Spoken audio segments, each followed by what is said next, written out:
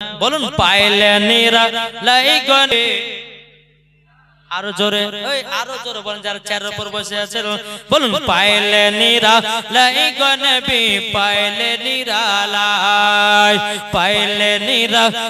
গনবি পাইলে নিরালাই তুই কদমে খাবো তুই কদমে চুমা খাবো চরম তুলি মাগো বগাই পাইলে নিরালাই গনবি পাইলে নিরালাই পাইলে নবী পাইলে নিরালাই দয়াল নবী কত দূরে লোহিত সাগরের তীরে মদিনার সোনার ঘরে আছেন তিনি সর্বদাই পাইলে নিরালাই গনবি জোরে জোরে পাইলে নিরালাই গনবি পাইলে নিরালাই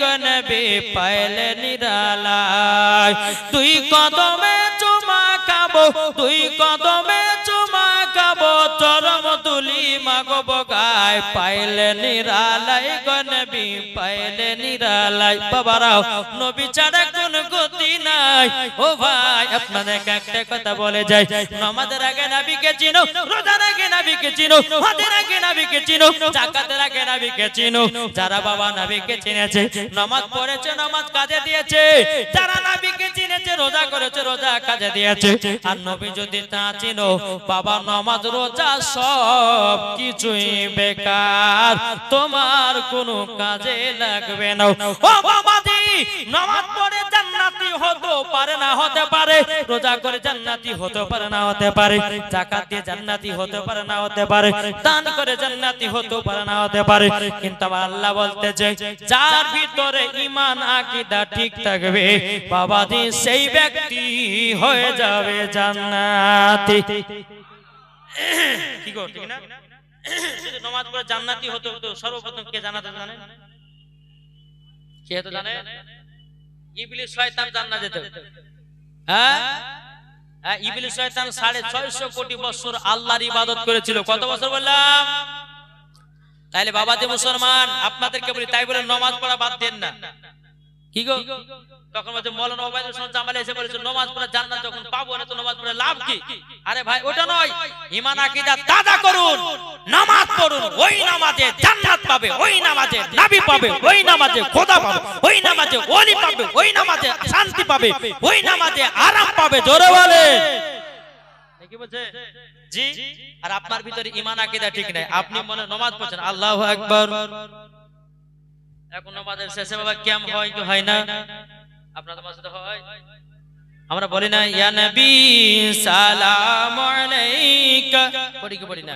আচ্ছা বলুন এটা কি আমাদের আমরা গান গাই কি গো নবীর মহব্বতের সহিত আমরা এটা ইয়া নবী সালাম আলাইকা বলি আমরা দাঁড়িয়ে দাঁড়ানো মানে হলো কিয়াম কি গো দাঁড়ানো মানে হলো কি কিয়াম তো দাঁড়িয়ে দাঁড়িয়ে নবীকে সালাম জানায় এখন কিছু বোকা বোঝে নবীকে বসে সালাম জানালে কি হবে আরে বোকা যেই নবী না হলে পারে আসমান জমিন পাহাড় পর্বত নদী নালা গাছ পালা কোন জিনিস তৈরি হতো না তাহলে বলুন ওই নবীর প্রতি দাঁড়িয়ে সালাম পড়া চলবে কি চলবে না একটু জোরে বলেন আমরা নবীর প্রতি সালাম করতে রাজি আছি না নাই আরে নবীর জন্য জীবন দিতে রাজি নবীর জন্য জান দিতে রাজি নবীর জন্য প্রাণ দিতে রাজি কিন্তু নবীর দুরূদ সালাম ছাড়তে রাজি নয় কি বলছে বাবাজি সোনা মানিক আসুন আজ বেরাদার ইসলাম মুআদ্দাস সামানি কিরাম সাহাবায়ে কিরামগণ নবীর প্রতি দাঁড়িয়ে দাঁড়িয়ে সালাতু সালাম পড়েছে না পড়েনি একটু জোরে বলেন জি বেরাদার ইসলাম মুআদ্দাস সামানি কিরাম তুমি নবীর প্রতি সালাম পড়াকে নাজায়েজ বলতেছো বেদাত বলতেছো আর তোমার মুসলমান ঘরের বাড়িতে বিহারের বাড়িতে ডিজে বক্স বলতে সেটা মানা করতেছো না হ্যাঁ ভালো জিনিসে বাধা বাবাজি মুসলমান তাই অনুরোধ করে বলতে চাই যতদিন পর্যন্ত বেঁচে থাকবেন নবীর প্রতি দুরূদ সালাম পড়তে থাকবেন আল্লাহ পাক আল্লাহ তাআলা যদি রাজি খুশি হয়ে যায় মরার পরে জান্নাতি জান্নাতি জান্নাতি নাকি বলছে জি বাবাদের সোনা মানিকের আসুন, আল্লাহ পাক আল্লাহ তাআলা আমাদের সকলকে বাবা নবী চিনা তৌফিক দান করে। জোরে বলুন আল্লাহ বলেন। যে নবীর প্রতি দুরূদ পড়ে আল্লাহ, যে নবীর প্রতি সালাতু সালাম পড়ে আল্লাহর ফেরেশতারা। জোরে বলেন জি। তো বেরাদ ইসলাম, যাই হোক, আল্লাহ পাক আল্লাহ তাআলা যেন আমাদের সকলকে নবীর প্রতি মোহাব্বত যেন আরো বেশি বেশি করে আমরা করতে পারি। জোরে বলেন আল্লাহ বলেন। নাকি বলছেন? একবার তোর বলুন আল্লাহুম্মা সাল্লি আলা মাওলানা মুহাম্মদ ওয়া আলা মাওলানা মুহাম্মদ সাল্লাল্লাহু তাআলা আলাইহি সাল্লাম। বাবাজি মুসলমান ভাইরা, হে সোনা মানিকে দেখুন, আল্লাহ পাক আল্লাহ তাআলা হাদিসে কুদসির মধ্যে বলতেছে, বাবাজি লাউলা মুহাম্মাদুন ওয়া উম্মতু, নবী এবং তার উম্মতকে যদি তৈরি না করত। আচ্ছা, নবী এবং তার উম্মত কারা? আমরা না? আল্লাহ বলতেছে নবী এবং তার উম্মতকে যদি তৈরি না করতাম, লামা খালাকতুল জান্নাহ, আমি জান্নাতকে বানাতাম না, ওয়ালান নাহার, আমি দিনকে বানাতাম না, ওয়ালাল কমার, আমি তারাকে তৈরি করতাম না, ওয়ালা শামস, আমি সূর্যকে তৈরি করতাম না, ওয়ালা মুরসালাহ, সম্মানীয় ব্যক্তি বানাতাম না, ওয়ালা ইয়াকা, এ মুসা নবী তুমিও শুনে রেখে দাও, আমার নবী এবং তার উম্মতকে যদি তৈরি না করতাম, ওগো মুসা নবী তোমাকেও বানাতাম না। জোরে বলেন।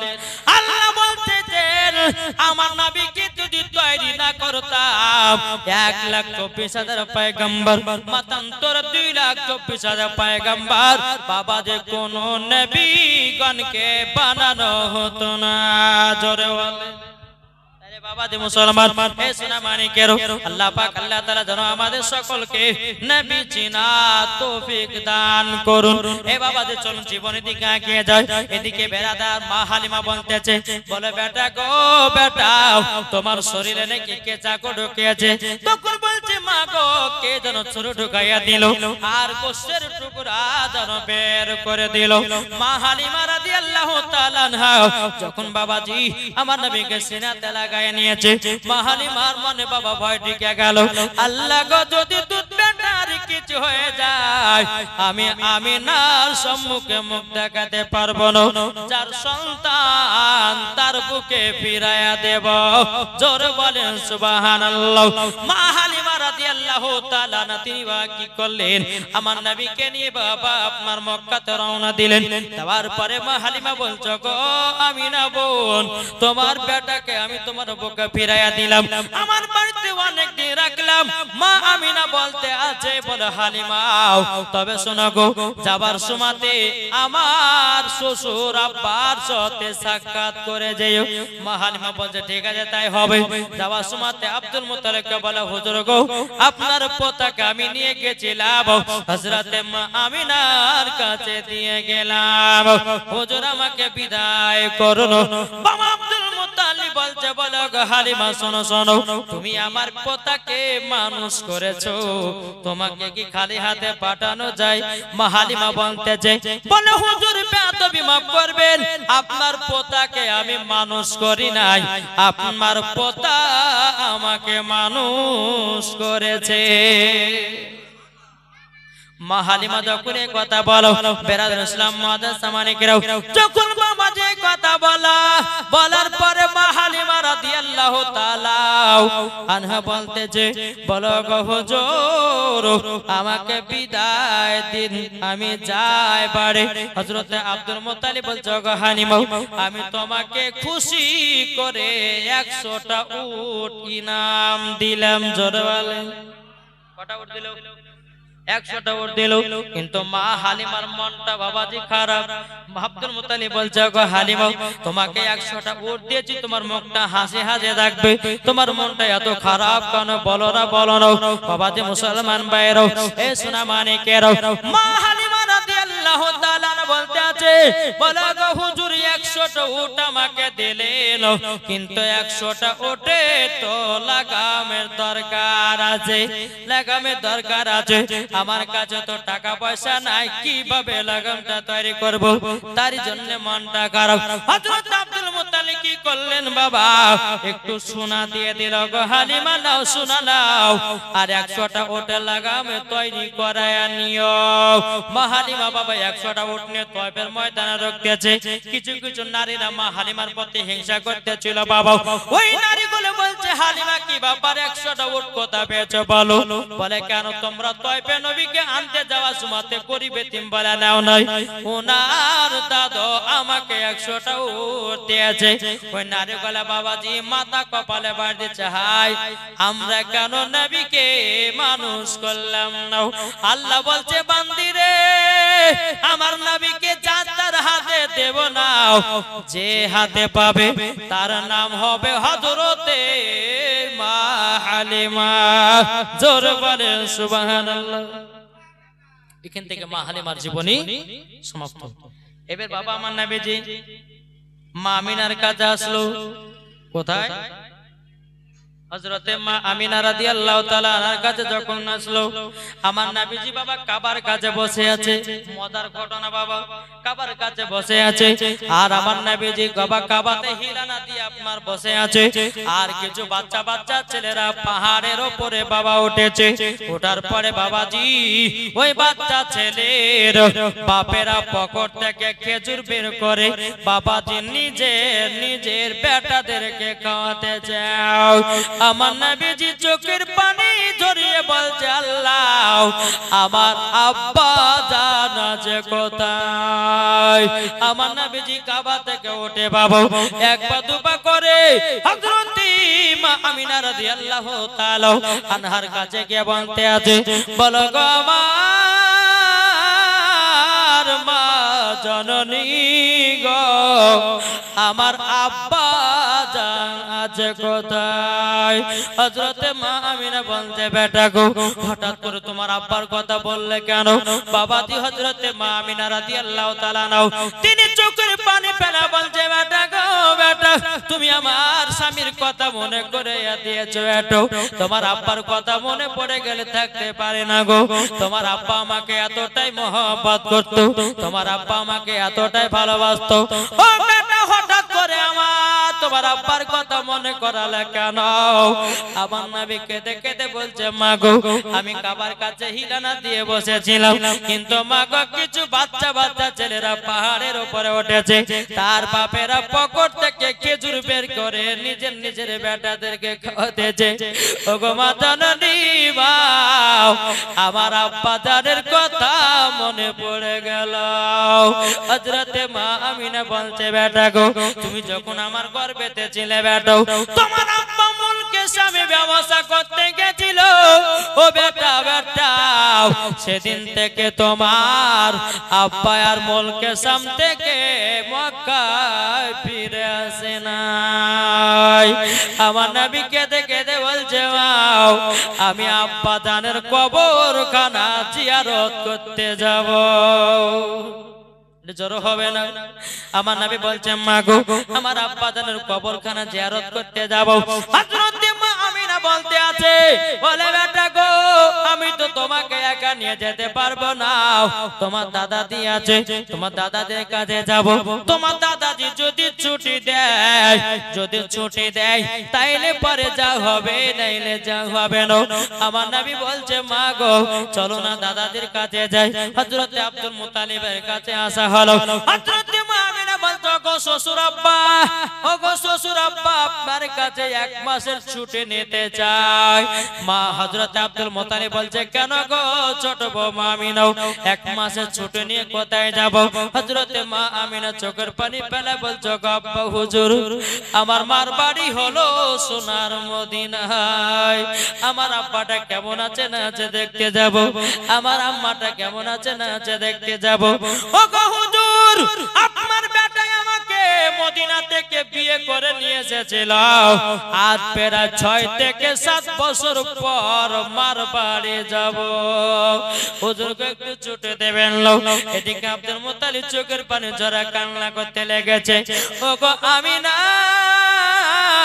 ওই মদিনার কথা শুনলে পরে আমার চোখ দিয়ে পানি ঝরে যায়, কারণ আমার ছোট বেটা আব্দুল্লাহ গেছিল মুলকে শামে ব্যবসা করতে গো, আর মক্কায় ফিরে আসলো না। বাবাজি মুসলমান ভাইরা, হযরত মা আমিনা রাদিয়াল্লাহু তাআলা তিনি বলতেছে, বলো গো আব্বা হুজুর, আপনার পথ তিনার আব্বার কবরে জিয়ারত করতে যাবে। জোরে বলেন। আব্দুল মুত্তালিব বলতেছে, বলে ঠিক আছে তাই হবে। এবার আব্দুল মুত্তালিব বলে যে মা আমিনার সঙ্গে কাকে পাঠাবো? একজন মহিলাকে অত দূর রাস্তা পাঠানো যাবে না, যে কোন একজনকে পাঠাতে হবে। কাকে পাঠায়? উম্মে আইমানকে ডাকা হলো। উম্মে আইমানকে বাবা উট নিয়ে ডাকা হলো। উম্মে আইমান উট নিয়ে আপনার হাজির হলো। আব্দুল মুত্তালিব বলছে, গো উম্মে আইমান, আমার ছোট বৌমা আমিনাকে এবং আমার পোতাটাকে নিয়ে যাও সোনার মদিনায়। বাবাজি মুসলমান ভাইরা, উটখানা নিয়ে আসা হলো। হযরত মা আমিনা উটের উপরে চড়েছে, আর পেছনে আছে আমার নবী মুস্তাফা। উম্মে আইমান উটের লাগাম ধরে টানতেছে। আল্লাহর কি কুদরত, চুল পরিমাণের বাবাজি উটখানা এক পাও বাড়ে না। এক পাও চলছে না, ব্যাপার কি? কেন যায় না? উম্মে আইমান বলছে, বলো গো আমিনা, ছোট মুখে বড় কথা বলা ঠিক হবে না। ওগো আমিনা, তুমি দু জাহানের বাদশাকে পেছনে দিয়ে যাও, তার জন্য উটখানা আগে যায় না। বাবাজি মুসলমান ভাইরা, এ সোনা মানিকেরা, হযরত মা আমিনা নবীকে বাবা কি করলেন? সামনে নিয়ে বসলো।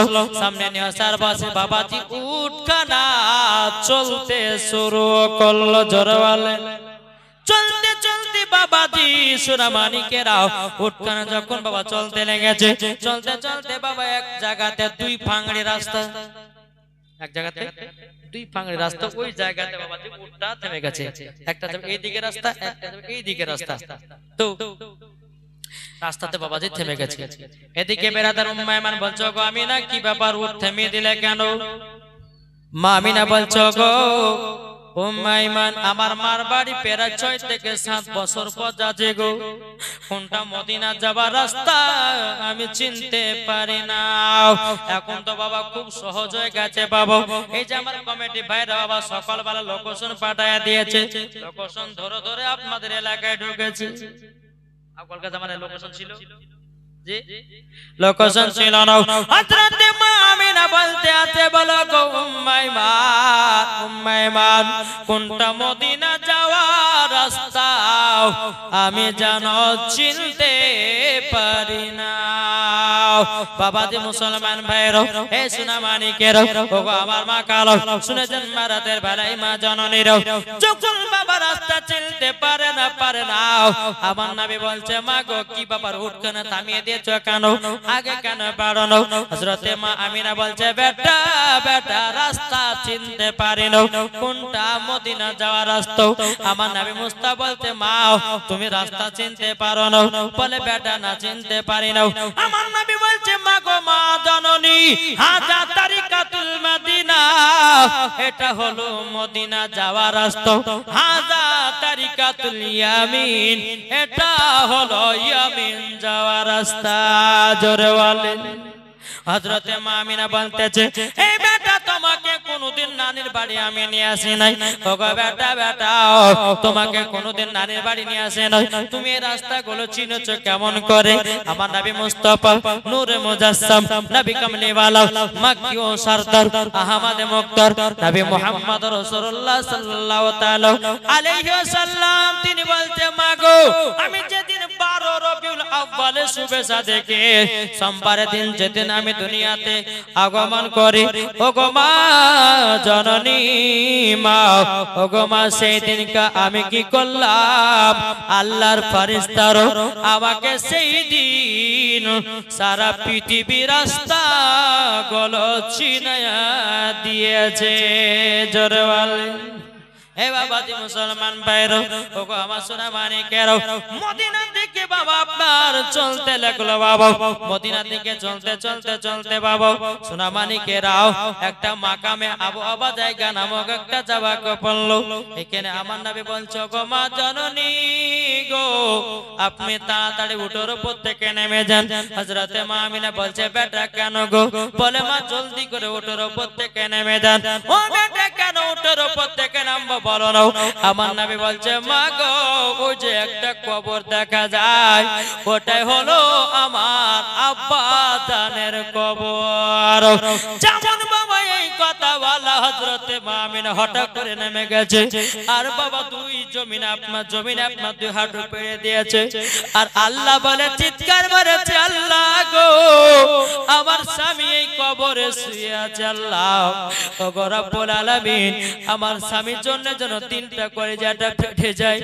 যে স্বামীকে আমি শেষ বিদায় দিয়েছিলাম মক্কাতে, আমার স্বামীর কবর কেন আমি দেখতে পেলাম। হযরতে মা আমিনা চোখের পানি জড়িয়ে জড়িয়ে কান্না করতে আল্লাহ গো, আবার স্বামী শুয়ে আছে এই জায়গাতে। আল্লাহ আল্লাহ গো, আমার বেটা আল্লাহ গো, তিনার আব্বার কবর খানা জিয়ারত করার জন্য এসেছে। এদিকে আমার নবী মুস্তাফা সাল্লাল্লাহু তাআলা আলাইহি সাল্লাম নিজের আব্বার কবর জিয়ারত করতে আছে। এদিকে মা আমিনা আল্লাহর কাছে হাত তুলে দোয়া করছে, আল্লাহ গো, আজকে যদি আমার স্বামী বেঁচে থাকতো, কত না আমার বেটা আদর পেত, কত না সুখ পেত। আজকে আমার স্বামী নাই, বেটার আদর নাই। হযরতে মা আমিনা রাদিয়াল্লাহু তাআলা তিনি বাবা চোখের পানি ঝরায়া ঝরায়া কান্না করতেছে। এ যুবক ভাইরা, ও সোনা মানিকেরা, দুনিয়াতে বাবা থাকতে বাবার মারবো বোঝো, দুনিয়াতে মা থাকতে মার মারবো বোঝো। মা যদি চলে যায় মা হারা কত বেদনা, বাবা যদি চলে যায় বাবা হারা কত বেদনা, সে সন্তান ছাড়া কেউ জানে না। আল্লাহ ও মা সাল্লাল্লাহু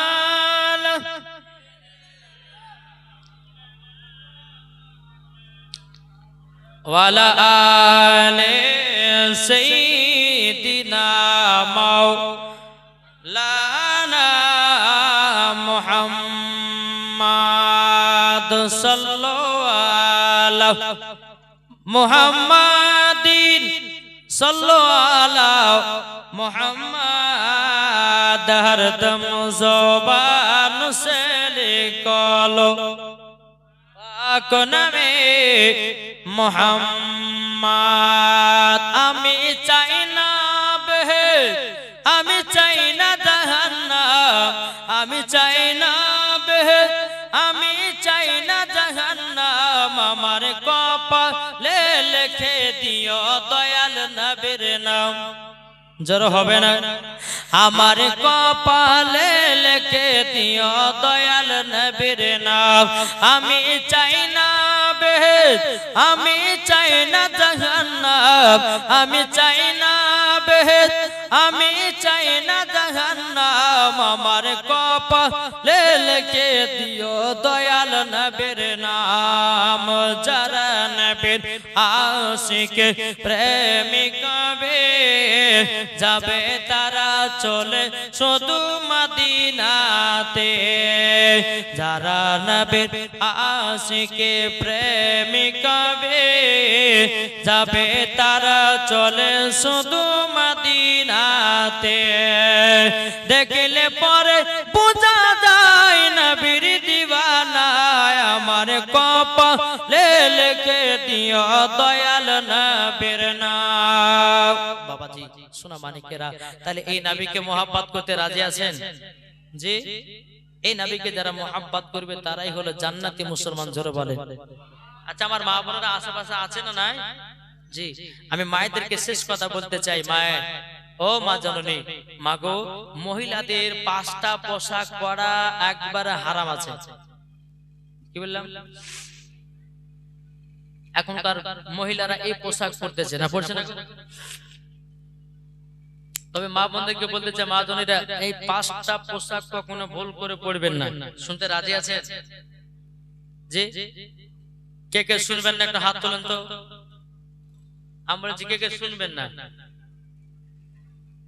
নাকি শুনবেন জি মায়েদেরকে বলতেছে ও মা জননী তোমরা হলো খাতুনে জান্নাতের মতো নারী ঠিক না ও মা জননী নারী যদি হতে হয় খাতুনে জান্নাত মা ফাতেমা রাদিয়াল্লাহু তাআলা আনহাকে স্মরণ করো তুমি সঠিক নারী হতে পারবা যদি মাগো তোমরা যদি ইমানদার হতে চাও খাতুনে জান্নাতকে স্মরণ করো তোমরা যদি পর্দাবালী হতে চাও খাতুনে জান্নাতকে স্মরণ করো তোমরা যদি মা ফাতেমার মতো হতে চাও মা ফাতেমাকে স্মরণ করো তোমরা যদি নামাজি হতে চাও মা ফাতেমাকে স্মরণ করো তোমরা যদি পর্দাবালী হতে চাও মা ফাতেমাকে স্মরণ করো তোমরা যদি ভালো মহিলা হতে চাও মা ফাতেমাকে স্মরণ করো তোমরা যদি মাস্টারের টিচার হতে চাও মা ফাতেমাকে স্মরণ করো তোমরা যদি ইঞ্জিনিয়ার হতে চাও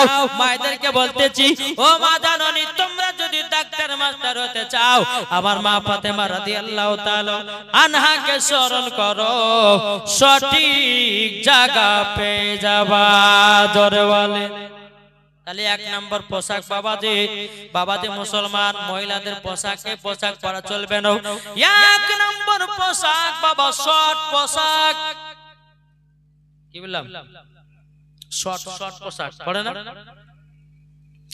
পাপে মনে হয় যে এই বিটিদেরকে শর্ট জামা পরায় মনে হচ্ছে এত গরিব হয়েছে যে মানে ছিট কেনার টাকা পায় না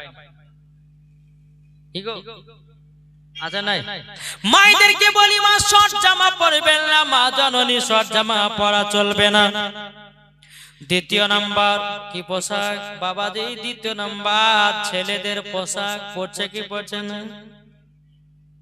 ছেলেদের পোশাক পরতেছে মহিলারা বাবাজি জিন্সের প্যান্ট আর বাবাজি শার্ট জামা মায়েদেরকে বলতে চাই ছেলেদের পোশাক পরাও মহিলাদের জন্য হারাম আছে এখনকার মহিলারা পড়তেছে বাবাজি জিন্সের প্যান্ট আর একটা শার্ট জামা মাথাতে একটা টুপি বসিয়ে নিতেছে প্যাটা চালা না পিটি চালা ধুড়ে পাওয়া যায় না কি ঠিক না বেটা চালা না পিটি চালা ধুড়ে পাওয়া যায় না তাই মাদেরকে বলতে চাই মা জননীরা দ্বিতীয় নাম্বার পোশাক হলো ছেলেদের পোশাক পরা চলবে না তিন নম্বর পোশাক ওগো মা জননী টাইট জামা পরা চলবে না কি বললাম টাইট জামা পরা চলবে না ও মা জননী তোমরা হলো খাতুনে জান্নাতের মতো নারী ও মা জননী তোমরা হলো হযরতে মা আমিনা রাদিয়াল্লাহু তাআলা আনহার মতো নারী তোমরা হলো মা খাদিজা রাদিয়াল্লাহু তাআলা আনহার মতো নারী ও মা জননী গো ও মা জননী তোমরা হলো হযরতে রাবিয়া বসরির মতো নারী ও গো মা জননী টাইট জামা পরবে না বেরাদান ইসলাম মাদান সামানিকরাও চার নম্বর বাবাজি পাতলা জামা পরা চলবে না কি বললাম মহিলাদের জন্য বলতে চাই মহিলাদের জন্য পাতলা জামা পরা চলবে না পাঁচ নম্বর বাবাজি জাল জামা পরা চলবে না এখনকার মহিলা পড়ছে না এই যে বাবা এখান থেকে নিয়ে হাত পর্যন্ত বাবা চাল বাবা ছেলেদেরকে বডি দেখার লাগে পটাবার লাগে কথা বলবো এখনকার বাবা যেই বাড়িতে তিনটা চারটা মহিলা আছে বাবাজি খারা টেস্ট পিনানা বাবা শুরু করতেছে এখন বাবাজি মেয়ের বাবা মনে মনে ভাবছে হায় রে হায় চারটা তো বেটি জন্ম দিয়েছে এখন চারটা বেটি বিক্রি করতে গেলে কমসে কম 4 লাখ টাকা করে খরচা হবে যদি দুইটা যদি পালাতে পারে 8 লাখ টাকা বাঁচা গেল কি গো ঠিক না বাবাজি মুসলমান ভাইরা হে সোনা মানিকেরা তাই মাদেরকে বলতে চাই গো মা জননীরা ও গো মা কালা শুনে জন্ম রাতের বেলা মা জননীরা মেয়েদেরকে এই রকম পোশাক কখনো পরাবেন না তাহলে বাবা 5 নম্বর পোশাক হলো 1 নম্বর বাবাজি শর্ট পোশাক দ্বিতীয় নম্বর বাবাজি ছেলেদের পোশাক পরা চলবে না 3 নম্বর টাইট জামা পরা চলবে না 4 নম্বর বাবাজি পাতলা জামা পরা চলবে না 5 নম্বর জাল জামা পরা চলবে না তাইলে কি পরবেন ও মা জননী তোমরা চুড়িদার পরো কি পরবে চুড়িদার ঢিলা ঢালা পোশাক পরো এখনকার কিছু কিছু মহিলা বলতেছে বাবাও বাবাজি স্টাইলের বোরকা মাজা যদি হয় 32 ইঞ্চি বোরকা পিনলে পরে বোঝা যায় 32 ইঞ্চি তাহলে বোরকা পরে কি লাভ হলো ও মা জাননী তুমি যদি এখন ডিজাইন করার জন্য তুমি যদি এখন সাজার জন্য যদি এই রকম টাইট বোরকা পরো এই রকম টাইট বোরকাও পরা চলবে না ঢিলা ঢালা বোরকা পরো জানো তোমাকে দেখার পর যুবকেরা খারাপ নজর নজর করতে পারে বাবাজি মুসলমান ভাইরা এ সোনা মানিকেরও আমি মায়েদেরকে বলতে চাই ও মা জননীরা জীবনে 5টা পোশাক পরবেন না আমার আল্লাহ পাক আল্লাহ তাআলা বলতেছে জানা খাতুনে জান্নাতের মতো দুনিয়াতে নারী হয়ে দুনিয়াতে মারা যাবে তারা মা ফাতেমার সাথে জান্নাতে জায়গা পাবে জোরে বলেন দেখো বলতেছে বর্তমানের যুগের হাওয়া বইছে উল্টো দিকে লিখতে বসে চিন্তা করে লেখি কোন দিকে থেকে রাস্তার মাঝে চলতে চলতে আমাদের দুনিয়ার পরিস্থিতিকে দেখেন রাস্তার মাঝে চলতে চলতে দেখি হাজার হাজার পুরুষ তাকে ঘরে বসে নারী করে বাজার নারী করে বাজার রাস্তার মাঝে চলতে চলতে দেখি হাজার হাজার পুরুষ তাকে ঘরে বসে নারী করে বাজার নারী করে বাজার মেরা পরে প্যান শার্ট চশমা লাগাই চোখে বর্তমানে যুগের হাও বইছে উল্টো দিকে লিখতে বসে চিন্তা করিলে কি দেখে থেকে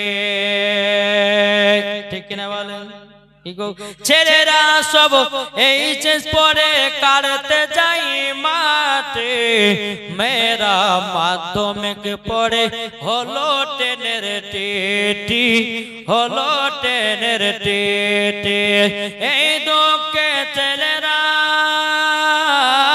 এই দুঃখে ছেলেরা সব ভেঙে পড়লো শোকে বর্তমানের যুগের হাওয়া বইছে উল্টো দিকে লিখতে বসে চিন্তা করিলে কি কোন দিকে থেকে স্ত্রী স্বামীকে বলে স্ত্রী স্বামীকে বলে ও বিনোদ খান্না আমি গেলাম বই দেখতে তুমি করো রান্না চলছে কি চলছে না স্ত্রী স্বামীকে বলে ও বিনোদ খান্না আমি গেলাম বই দেখতে তুমি করো রান্না রাত 12টায় এসে জানো না থাকিব কে বর্তমানের যুগের হাওয়া বইছে উল্টো দিকে ঠিক না বলুন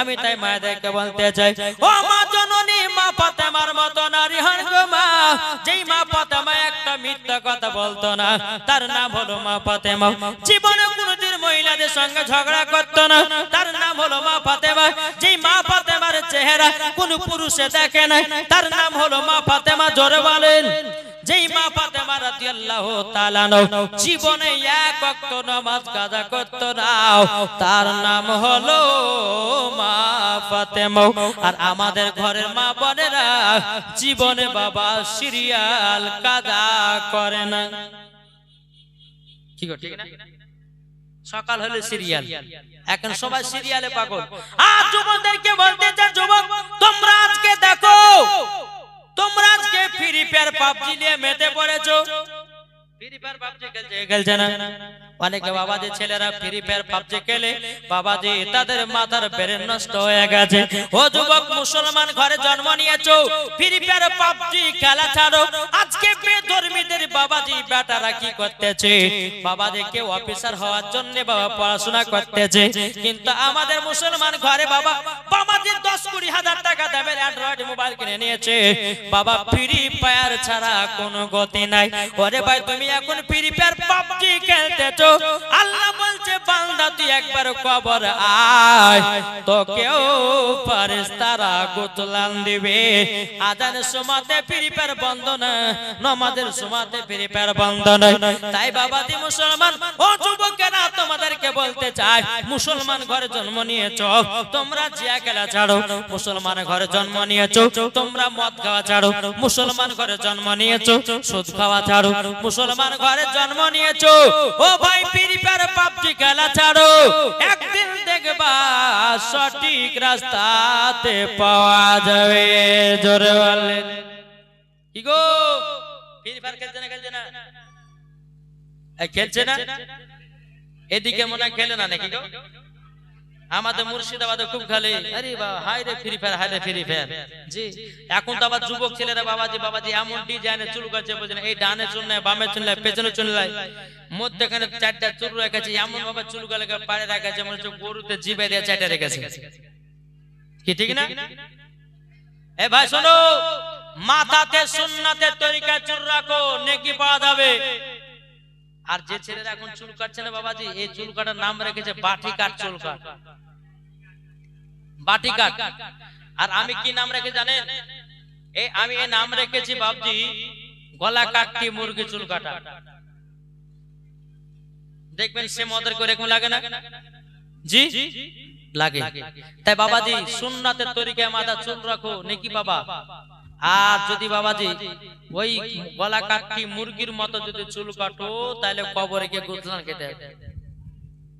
আরে ভাই মুসলমানের ঘরে জন্ম গো, চুল কাটতে যে মাথা বা টিকটিকি ছাপ, কিসের ছাপ? টিকটিকির ছাপ মাথায় করতেছে।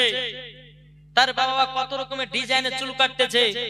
মুসলমান ঘরে জন্ম নিয়েছো, নবীর তরিকার সুন্নাতের তরিকা মাথা চুল থাকবে, তুমি নেকি বাবা। আজ আমরা মুসলমান এমন এমন বাবাজি প্যান পড়তেছে, বাবাজি হাঁটু ছেড়া প্যান পড়ছে না, পড়ছে না গো? হাঁটু ছেড়া জাং ছেড়া। আল্লাহ বলছে একবার কবরে আয়, সেই দিনে বুঝবি মহিলাদের মাথা থেকে নিয়ে পা পর্যন্ত ঢাকা হলো ফরজ, আর বেটা ছেলেদের লাভি থেকে নিয়ে হাঁটু পর্যন্ত ঢাকা ফরজ। কি গো ঠিক না? তাইলে যুবক রে ভাই, তুমি এখন হাঁটু বের করে রাস্তা রাস্তা ধরে বেড়াতেছো, তুমি কত গুনাহ করতেছো। ও ভাই তোমাদেরকে বলতে চাই, কার কখন মরণের টাইম আসবে কেউ বাবা বলতে পারবে না। সবাইকে অন্ধকার কবরে যেতে হবে। দেখো বলতেছে একদিন তোমায় মরতে হবে, তুমি ভুলে যেও না। হবে মাটির বিছানা গো তোমার আসল ঠিকানা, হবে মাটির বিছানা গো তোমার আসল ঠিকানা। ইজরাইল ফেরেশতা যেদিন হাজির হবে সে, ইজরাইল ফেরেশতা যেদিন হাজির হবে সে, চঞ্চতরি জাতি করো জানবে রবে শেষে। খোদারি কাছে করবে দোয়া, খোদারি কাছে করবে দোয়া মুমিনি মুমিনা। একদিন তোমায় মরতে হবে, তুমি ভুলে যেও না। হবে মাটির বিছানা গো তোমার আসল ঠিকানা। আপনে জনের কান্না যদি সবই শুনতে পাবে, বুক পড়বে তো মুখ পড়বে না, কেমনে জবাব দিবে? কি করে বুঝাবো তোমায়, কি করে বুঝাবো তোমায় মনের বেদনা। একদিন তোমায় মরতে হবে, তুমি ভুলে যেও না। হবে মাটির বিছানা গো তোমার আসল ঠিকানা। আল্লাহুম্মা